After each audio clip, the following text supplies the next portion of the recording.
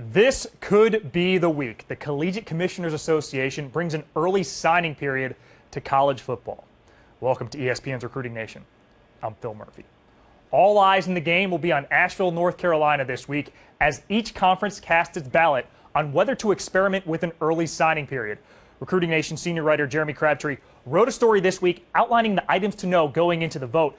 Jeremy, after years of indecision and inaction, why has this conversation gained momentum in recent months? Well, I just think the recruiting calendar has changed so much more dramatically in the last 5 years. I mean, to just take this 2016 class, for example, we've got 144 of the top 300 players in the country already committed, and we're still more than 200 days from National Signing Day. And this has really started picking up momentum in 2009 when more than 70% of Division I coaches said that they supported an early signing period in some fashion. Recruiting's moving that way. We've got 8th graders getting scholarship offers. We're getting kids that are committing before they've even played it down to varsity football. So it makes sense that this has started to get to a point where we're actually going to have a vote on it.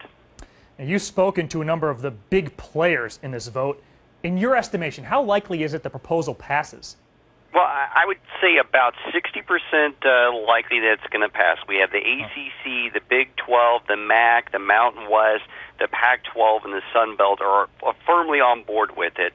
The Big 10 is likely going to vote yes, and realistically, the SEC is the only league that has been outspoken against it so far. So there's still a 20% chance that they might maybe kick the can down the road a little bit, and then there's still maybe a 20% chance that they get behind closed doors and they decide, oh wow, we don't like what is in front of us. But I still think the momentum is certainly there, and I would say 60% likely it's going to pass.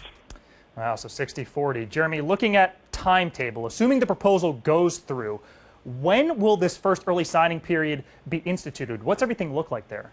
Yeah, it would be instituted for the class of 2016, and so on December 16th, there would be an open window for 72 hours where kids could sign national letters of intent, and this would only be in place if it passes for 2 years, and then they would go back and re-examine what worked, what didn't work. Should it be earlier? Should it be later?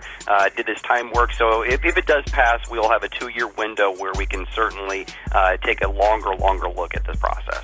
December 16th, an early holiday gift for coaches around the country. He is ESPN Recruiting Nation senior writer Jeremy Crabtree. We appreciate the insight.